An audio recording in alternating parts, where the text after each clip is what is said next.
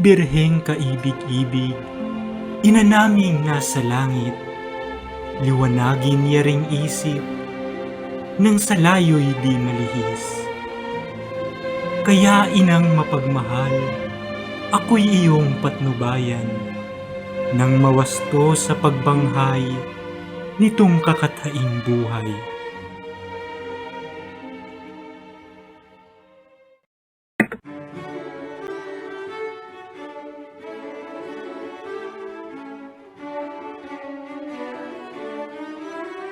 Noong mga unang araw, sangayon sa kasaysayan, sa Berbanyang kaharian ay may haring hinangaan. Pangalan ng haring ito ay mabunying Don Fernando. Sa iba mang mga reyno, tinitingnang maginoo. Kabiyak ng puso niya ay si Doña Valeriana. Ganday walang pangalawa, sa bait ay uliran pa. Sila ay may 3 anak, 3 bunga ng pagliyag. Pinatan at magigilas, sa reyno ay siyang lakas. Si Don Pedro ang panganay, may tindig na pagkainam. Gulang nito ay sinundan ni Don Diegong malumanay. Ang pangatlo'y bunso, si Don Juan na ang puso, sutlang kahit na mapugto, ay puso ring may pagsuyo.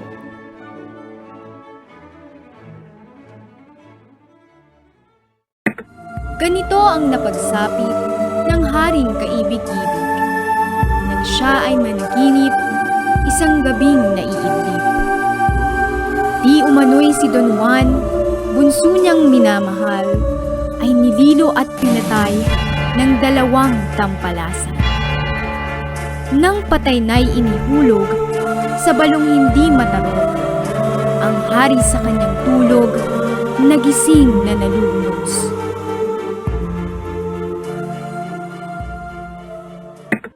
Dahil dito'y nangayayat, naging parang butot balat, naratay na't nababakas ang dating ng huling oras. Sa kalooban ng Diyos, may nakuhang manggagamot. Ito na nga ang nakatalos sa sakit ng haring bantog. May isang ibong maganda, ang pangalan ay Adarna. Pag narinig mong kumanta, sa sakit ay giginhawa. Kaya mahal na monarka, iyan po ang ipakuhat. Gagaling na walang sala, ang sakit mo dinadala.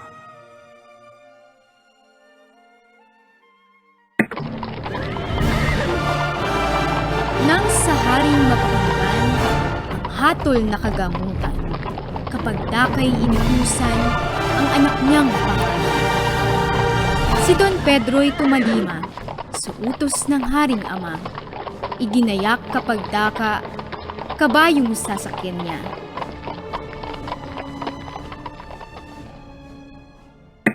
Sa masamang kapalaran, hindi sukat na asahan. Nang sumapit sa ibabaw, kabayo niya'y namatay. Sa masamang kapalaran, ang prinsipey nakatagal. Narating ding mahinusay ang tabor na kabundukan. May namasdang punong kahoy, mga sangay mayamumong. Sa nagtubong narorooy, pukod tangi yaong dahon.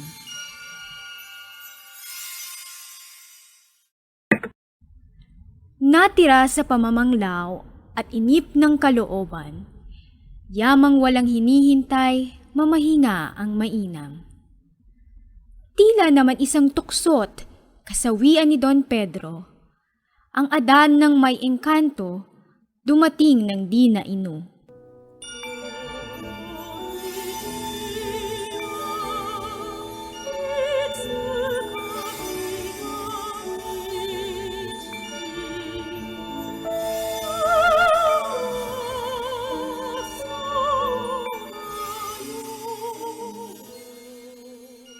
Ugali nitong Adarna, matapos ang kanyang kanta, ang siya'y magbawas muna bago matulog sa sanga.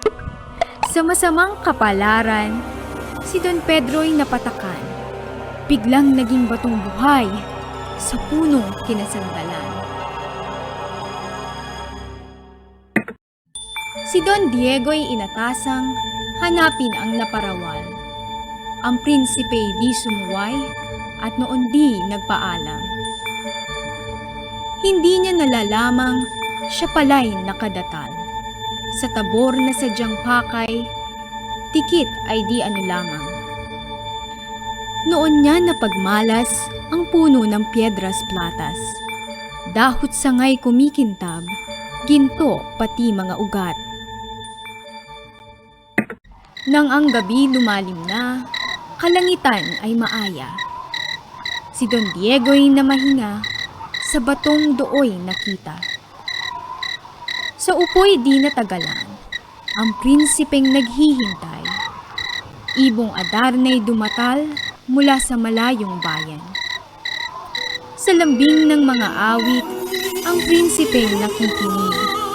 Mga matay na papikit, nakalimot sa daigdig. Matapos ang pagkukoplas, ang Adarna ay nagbawas. Si Don Diegong nasa tapat, inabot ng mga patak. Katulad din ni Don Pedro, siya'y biglang naging bato. Magkatabi at animoy, mga puntod na may multo.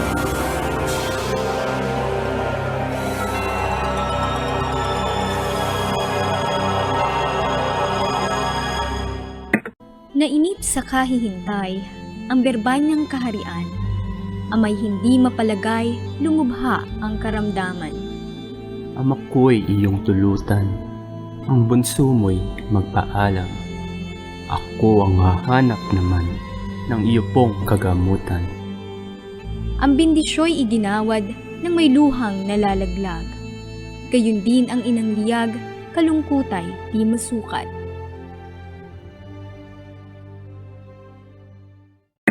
Di gumamit ng kabayo sa paglalakbay na ito. Tumalaga ng totoo sa hirap na matatamo. Dooy kanyang natagpuan, isang matandang sugatan. Sa hirap na tinataglay, lalambot pusong bakal. Sa lalagya'y dinukot na yaong tinapay na dala. Iniabot ng masaya sa matandang nagdurusa. Mulit-muling pasasalamat ang masayang binibigkas, at sa nais makabayad sa prinsipe nagpahayag. Kaya ngayon ang bilin ko ay itanim sa puso mo.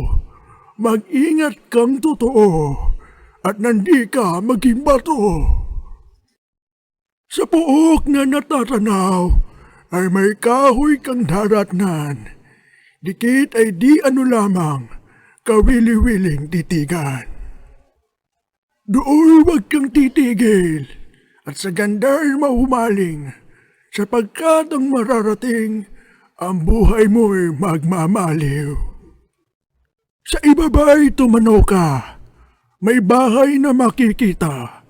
Ang naruroong tao'y siyang magtuturo sa Adarna. Humayo na si Don Juan sa dampang kanyang natanaw. Pagtao po ay dinungaw ng ermitanyong may bahay. Inanyayahang pumanhik, maya-maya pa'y nagniig. Ermitanyo ay kay bait, kay Don Juan may pag-ibig. Lahat na po ay binata ng dahilan sa Adarna. Ibong matamis kakanta na lunas sa aking ama. Don Juan, iyong hanap mo'y paghihirapan mong totoo. Ang Adarna'y may engkanto na wala pang tumatalo. 7 awit na maganda, 7 rin at iba't iba. Sa balahibong itsurang ilalabas ng Adarna. Upang iyong matagalan, 7 kantang may inam, kita ngayon ay bibigyan ng sa antok ay panlaban. Naririto ang labahat, 7 dayap na hinugna, iyong dalhit ng wag kang talunin ng engkantada.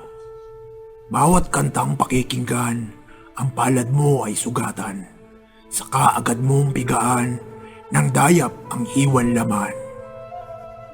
Matapos ang 7 kanta, magbabawas ang Adarna. Ilagang mapatakan ka nang walang isa'y magdusa.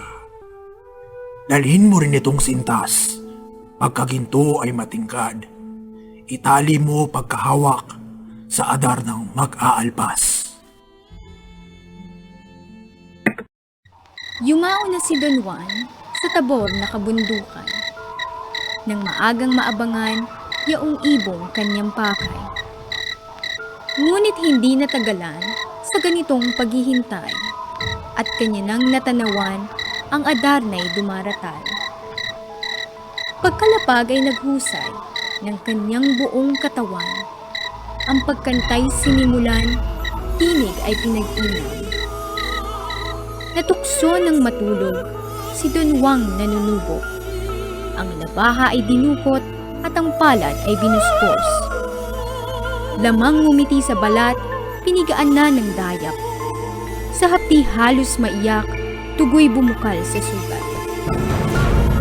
7 kantay pinagwakas nitong ibong sakdal dilaw. 7 rin ang naging sugat ni Don Juan nagpupuyat. Ang ibon ay nagbawas na, ugali pagtulog niya. Ang prinsipeng nakakita ay umilag kapag daka.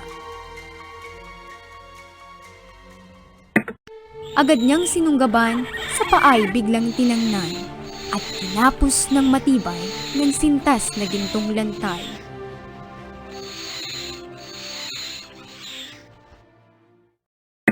Sa katuwaang tinamo, halos di magkandatuto. Ang Adarna ay pinangko, dinala sa ermitanyo. Sa kaan ng ermitanyo, Iyang banga ay kunin mo. Madali ka at sa iyo'y merong iuutos ako. Punin mo ng tubig iyan. Ang 2 bato'y busan. Nang sa bato'y magsilitaw, ang 2 iyong mahal. si Don Juan ay sumalok ng tubig na iniuutos at sa batong nakapuntod, dahan-dahan ibinuhos.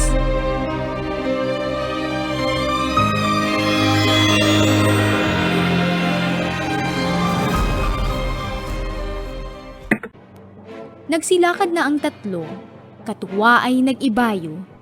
Ngunit itong si Don Pedro may masama palang tungo. Nagpahuli kay Don Juan, kay Don Diego'y umagapay. Ito'y kanyang binulungan ng balak na kataksilan. Kaya ngayon ang magaling, si Don Juan ay patayin. Kung patay na'y iwan natin ang Adarna na may dalhin. Inumog na si Don Juan na di naman lumalaban. Suntok, tadyak sa katawan, kung dumapoy walang patlang.